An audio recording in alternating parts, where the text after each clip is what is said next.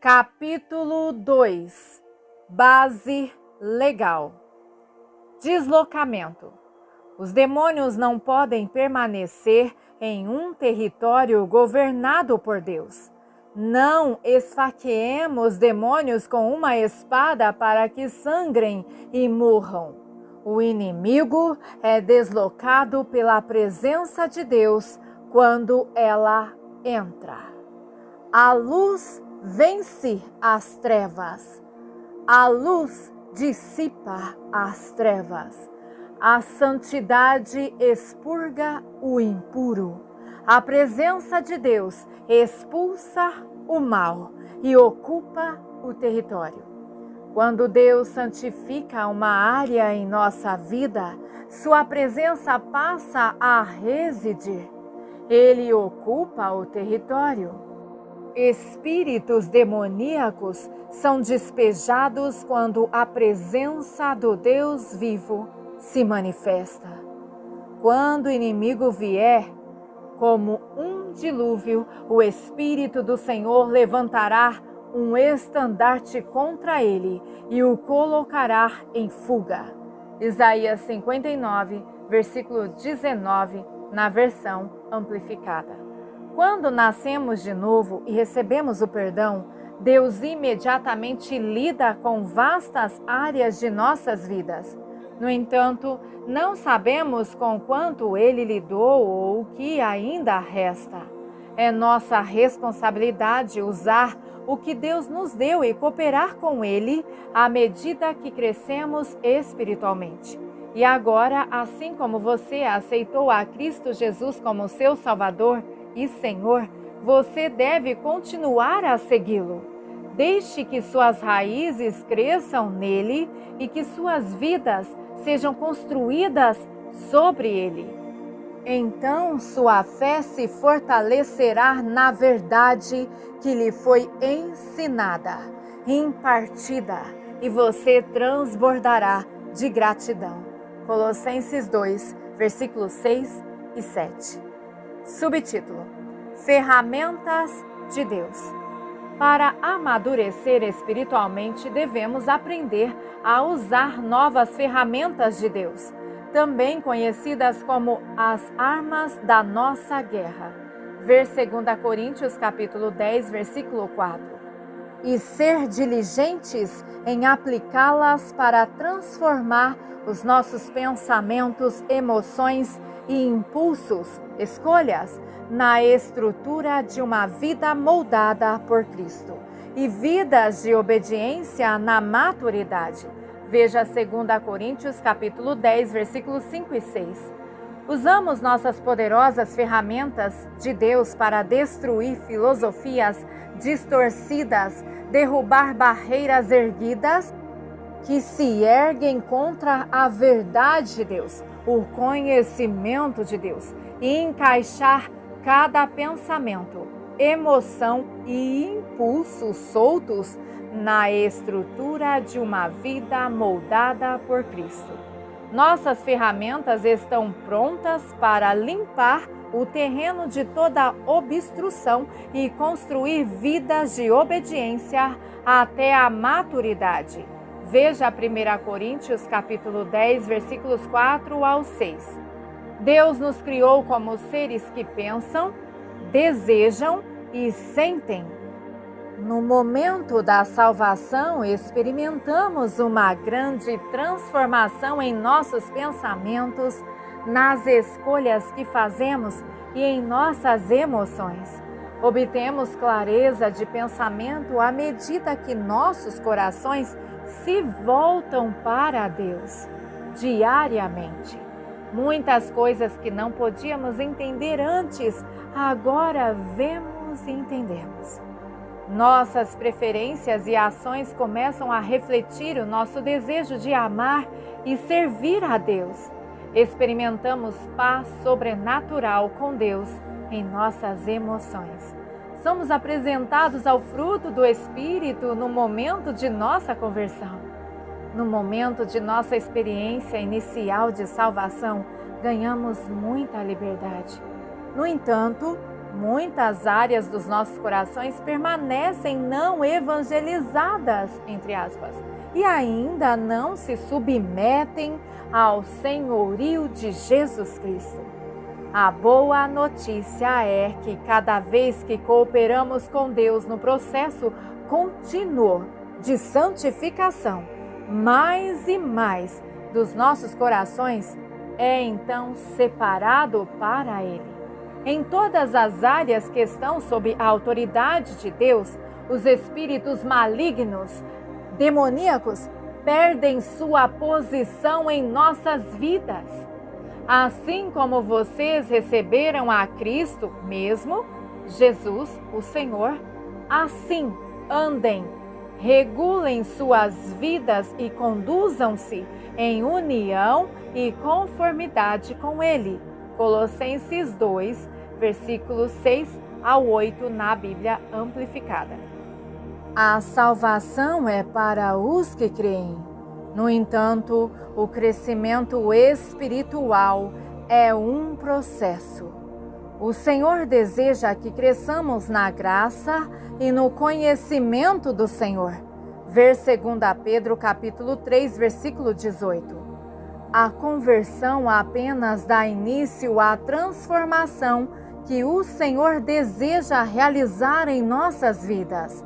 À medida que oramos, estudamos as Escrituras e aplicamos a disciplina cristã à nossa vida e crescemos em piedade. A palavra que a Bíblia usa para descrever esse processo é santificação, que significa separado para Deus. O dicionário expositivo Divine, com palavras do Antigo e do Novo Testamento, define santificação como o estado predeterminado por Deus para os cristãos na graça que Ele os chama, e no qual eles começam sua vida cristã e assim a seguem. Subtítulo: Da harmonia à desarmonia. Quando Adão e Eva viviam no jardim do Éden antes de pecar, eles tinham perfeita harmonia com Deus e uns com os outros. As únicas emoções que sentiram foram as emoções de Deus. As emoções foram criadas para serem condutores do amor de Deus. Experimentamos o amor de Deus como fruto do Espírito. Um fruto em múltiplas funções. Ver Gálatas 5, versículos 22 ao 23. Alegria é alegria de amor. Paz é descanso de amor. Paciência é amor duradouro. Bondade é doação de amor. A bondade é movida pelo amor e em amor. Fé e fidelidade é dada em amor. É uma confiança plena. Gentileza é em amor. É ter estima, amabilidade. E mansidão, que é o tratar as pessoas com suavidade, expressar-se com doçura, em amor, considerando os outros melhor do que você mesmo. Ver Filipenses capítulo 2, versículo 3. O autocontrole é a restrição do amor, é um poder sob controle.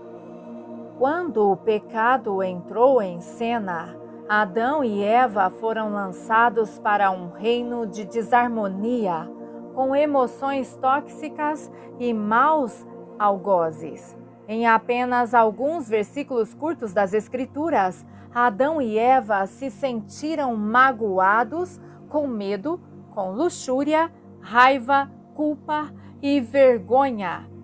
Ver Gênesis capítulo 3, versículos 1 ao 24. Cada emoção negativa sinaliza uma área aonde o inimigo tem base legal. A bandeira do reino de Deus é o amor, e a bandeira do reino do diabo é o medo. As emoções de Deus são baseadas no amor e as emoções negativas são baseadas no medo.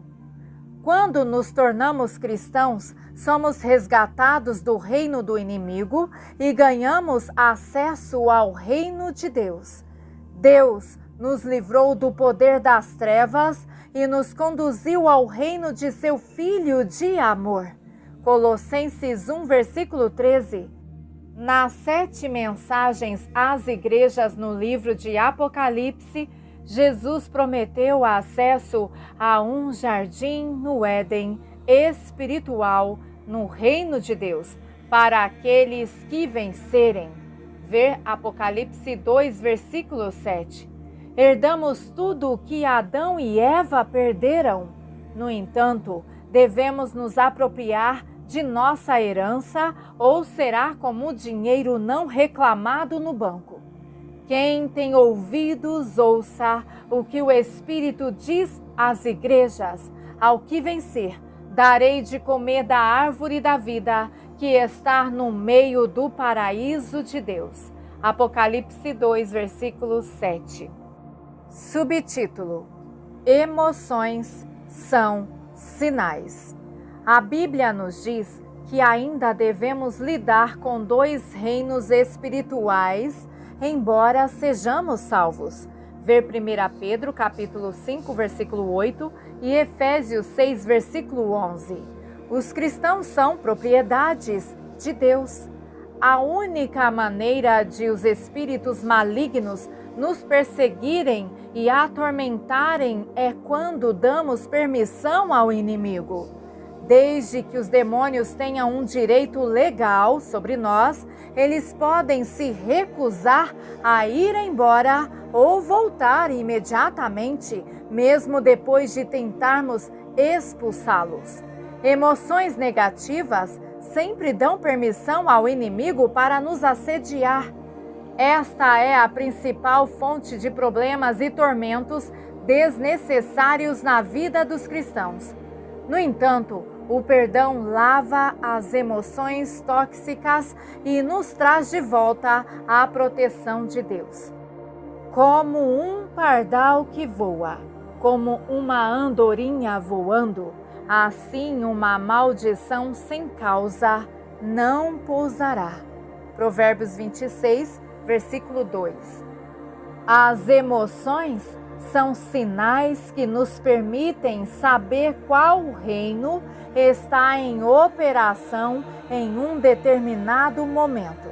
As emoções negativas nos permitem saber que estamos temporariamente sob o domínio do reino errado. Assim como o perdão nos transportou para o reino de Deus no momento da salvação, o perdão é a resposta para todas as emoções negativas. O perdão sempre nos leva de volta ao território de Deus. Quando perdoamos, somos instantaneamente restaurados à paz sobrenatural de Deus. A paz é a evidência de que nada nos separará da presença de Deus. Subtítulo: Base legal. Algumas das áreas mais comuns de base legal com as quais devemos lidar ao ministrar libertação a outros ou equipar-se para a autolibertação são: falta de perdão, trauma emocional, fortaleza mental, pecado, especialmente o pecado repetitivo, são laços de alma, pecado sexual, idolatria e agendas, espíritos religiosos, atividade oculta anterior, pecado geracional. O pecado pode ser complicado, mas o remédio de Deus é simples. A solução para a liberdade em todos os casos é a aplicação adequada do perdão e do arrependimento.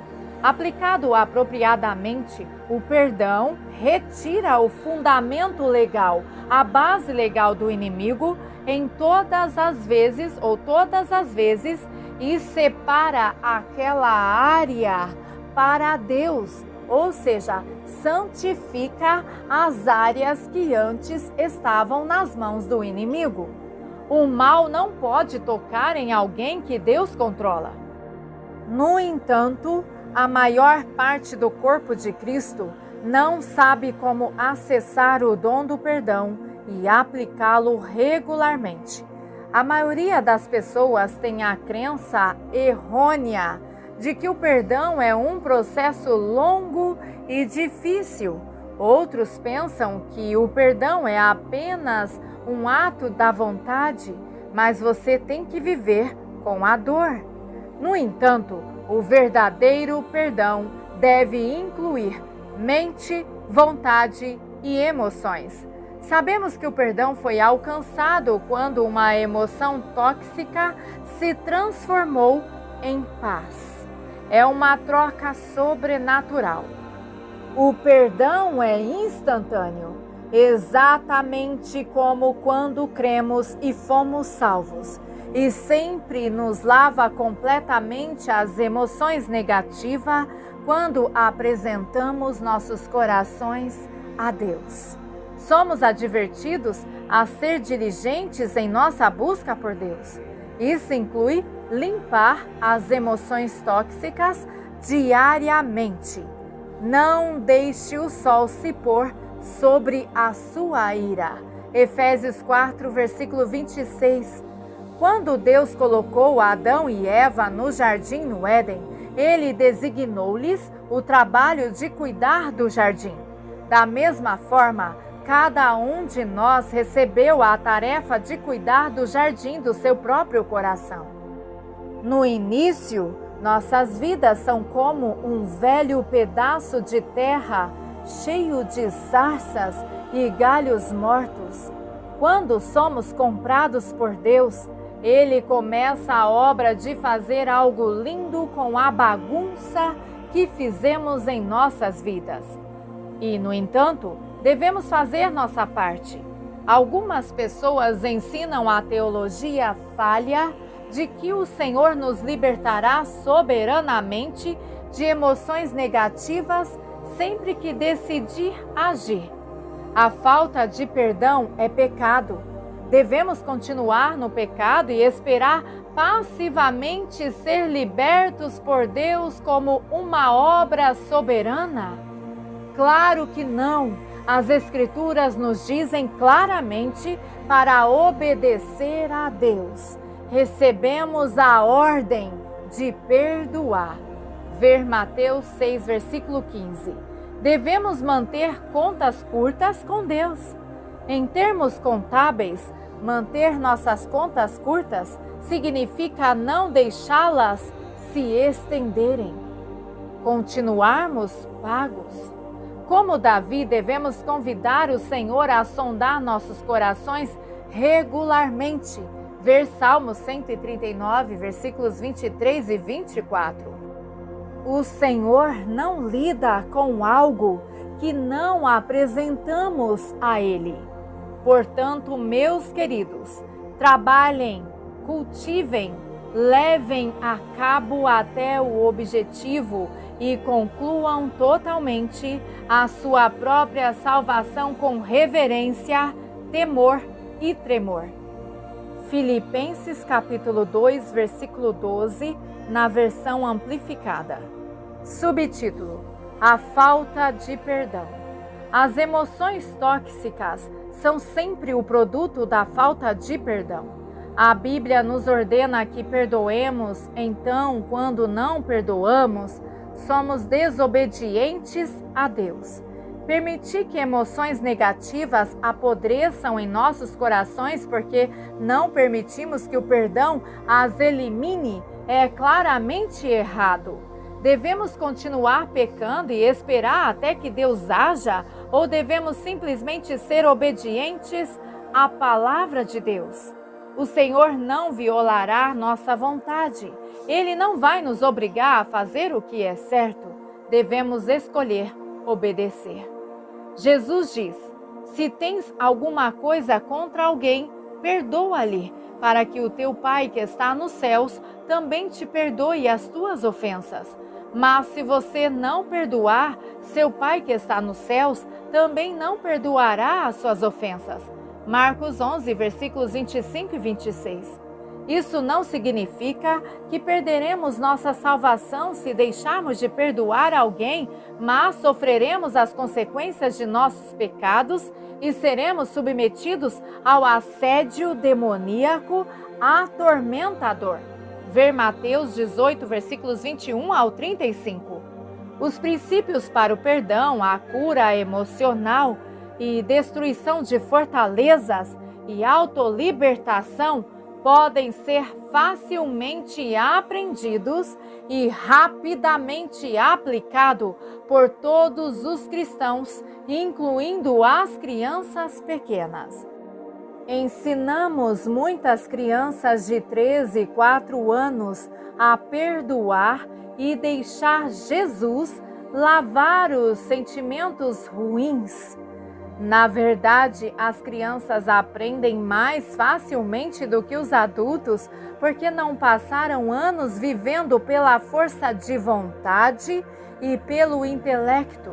Embora os bebês cristãos, bem como algumas outras pessoas, possam precisar buscar ajuda de especialista de vez em quando, Deus equipou todos nós, jovens, crianças e idosos, com as ferramentas de que precisamos para uma vida cristã vitoriosa. Nota 1. Santificar é agiazo em grego, significando consagrar, dedicar, purificar ou separar para Deus. A palavra santificação em português vem da raiz grega agios, que significa santo, referindo-se à santidade moral com qualidades divinas superiores à natureza humana, que é semelhante a Cristo. A santificação é usada no Novo Testamento para a separação do cristão das coisas e dos maus caminhos. Esta santificação é a vontade de Deus para o cristão. 1 Tessalonicenses capítulo 4, versículo 3, e seu propósito em chamá-lo pelo Evangelho, ver versículo 7, e deve ser aprendido de Deus, ver versículo 4, como ele ensina por sua palavra. Ver João capítulo 17, versículos 17 e 19, e também o Salmo 119, verso 9. E deve ser perseguido pelo cristão séria e invariavelmente. Também não pode ser transferido ou imputado, é um bem individual, construído aos poucos, como resultado da obediência à palavra de Deus e dos seguimentos do exemplo de Cristo. O Espírito Santo é o agente de santificação. Ele é o nosso ajudador. Mas o conselheiro, o ajudador, Espírito Santo, a quem o Pai enviará em meu nome, esse vos ensinará todas as coisas e vos fará lembrar de tudo quanto eu vos tenho dito. Palavras de Jesus, o soberano. João 14, versículo 26. Aleluia. Glórias seja dada ao Senhor Deus. Amém.